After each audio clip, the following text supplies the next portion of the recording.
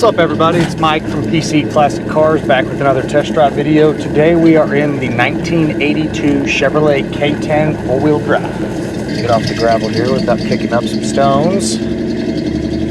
This is a really cool and really nice pickup. Excited to do the test drive on this one.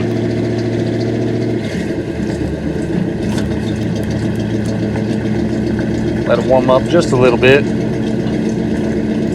It's a nice morning here in Texas. We don't have to kick the AC on yet, but we will. Getting to be that enjoyable part of Texas weather here. We're almost to fall, so it'll start getting really nice during the days here. No more 110 degree days, which is nice.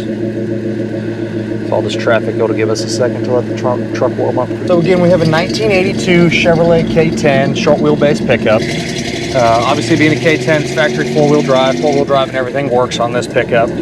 Originally, this truck came with a 305 and then still the 4-speed manual transmission. It has a replacement 350 in it, and then it's still backed by the 4-speed, which shifts great up through the gears, down through the gears. 350 runs really well, pulls the truck down the road nice. And then the best thing about this truck is probably the suspension and how well it's set up for drivability. Usually when you get into a lifted truck like this with 35-inch mud tires, they tend to drive kind of rough. This truck is kind of an exception to that. It drives really nice. You let up the steering wheel, it goes nice and straight down the road. Again, when you lift one like this on big tires, they tend to road walk a lot. This truck drives really nice and straight.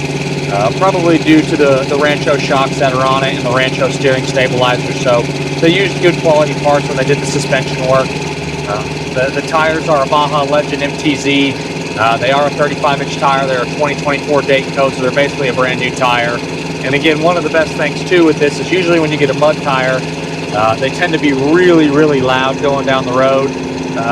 Don't get me wrong, you can still hear the tires on this, but it's not very loud. You actually get a little bit more wind noise than you do tire noise.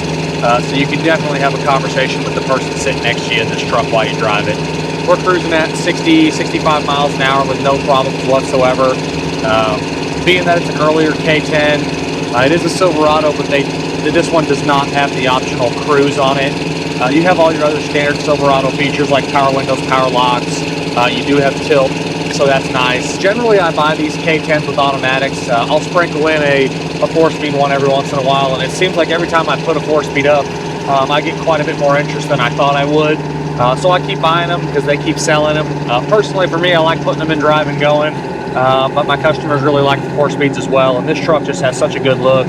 And how clean it is front to back. It was just one of those ones I couldn't pass up the opportunity to buy it. Downshifts well, the clutch feels good. You have power steering, power disc brakes like these would have had. Brakes feel great, steering is nice and tight. And again, just going down that road there, if you're watching this test drive video, you saw how well this truck drives. Factory heat and AC. AC is converted to R134A, so if it ever does leak off, it is a whole lot easier to charge it than find an old school R12. Again, air blows really nice and cold. Has a good volume of air coming from the blower motor. The AC does blow out of all of the vents. It does switch to the floor as well, so the AC is operating like it should. Really, the only item I have listed is not working on this pickup is the washer sprayer fluids. Again, if you watch my videos, I pretty much say the washer sprayer fluids don't work on most of them because they don't. But everything else is working on this truck. It's warmed up now. We'll do our normal little regular little pull here.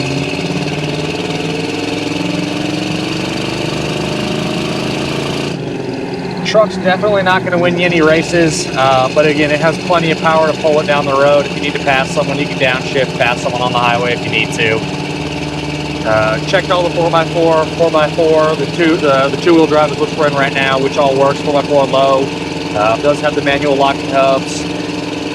All just standard stuff on this pickup. As far as cosmetics go, the red interior is very clean. Unfortunately, this one does not have the spin decal in the glove box, so I can't tell you what the original color combo was. But judging by the interior, I think a lot of it could be original. Door panels definitely appear to be original. Same thing with the seat belts and It's got nice carpet, nice headliner, visors. These have probably been redone because they're very nice. It does have a black dash pad on it, which is very, very clean. All your gauges are really easy to see. But overall, the interior condition is very, very nice. The exterior of the truck shows really well. Again, can't tell you that it was a factory black truck, but all signs point to it being a factory black truck. I don't see any signs of any color change, no color showing through anywhere else. Paint quality is very nice. The front grille is brand new. Bumpers, trim, all that stuff looks good. A few small little imperfections and little touch-ups. A couple small ones on the top edge of the door, right on the outside of the window felts. And then again, just some miscellaneous little imperfections. Black obviously shows more imperfections than any other color, but this truck does show well. Has a really nice spray-in bed liner, the bed floor, the wheel wells in the back, all that stuff looks really, really clean. And then the underneath of this pickup is very nice. I found no rust issues, no rust repair. All of your normal spots that this truck would get rust problems, or where these things are notorious for getting rust problems, this one has none of it. It's super, super clean on the bottom side. Floors, frame, inner rockers, cab corners, underneath the bed, and then the notorious front wheel lips, the notorious front wheel wells that always get those rust right where those bolts are. This one doesn't have any rust in any of the normal locations. Just a good, clean, solid pickup. We're showing 57,000 miles. The Carfax does show that it rolled over. The miles rolled over, so it's 157,000 miles on the body itself. But the motor's not the original motor, so someone put that in at some point. Obviously, the suspension's been upgraded. The AC's been upgraded, so someone's definitely done some nice work to this truck over the years to maintain it. And I think they just started with a really good, solid truck when they did all of the work to it. So, again, very, very clean truck front to back. Runs and drives great. Obviously, going down this bumpy road, you are going to get a little bit of movement, but the truck still goes where you want it to go. Steering feels good. It doesn't bounce around and beat you to death. Obviously, with a lifted truck, you are going to move a little bit, but it's a very, very good driving pickup.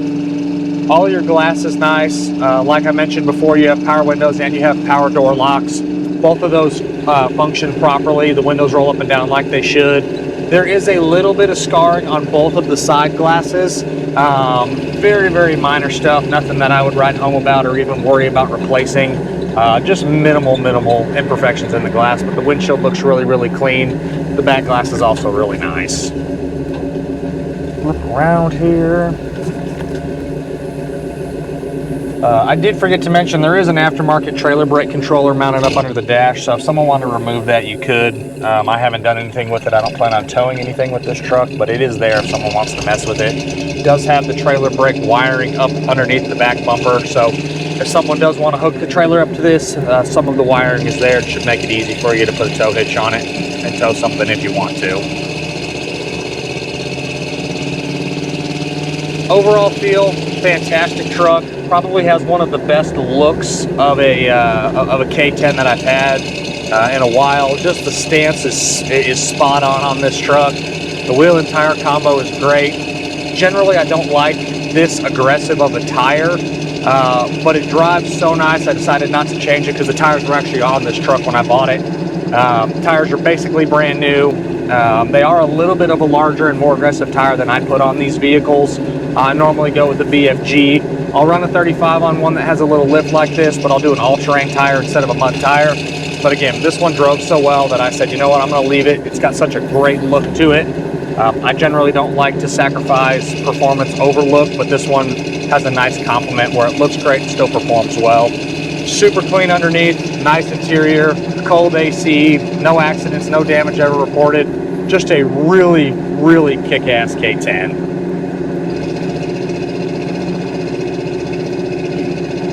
And again, all your gauges and all that stuff are working. Has an aftermarket Pioneer stereo, so you can hook up your phone. I believe it is Bluetooth, but it also has USB to hook your phone up to.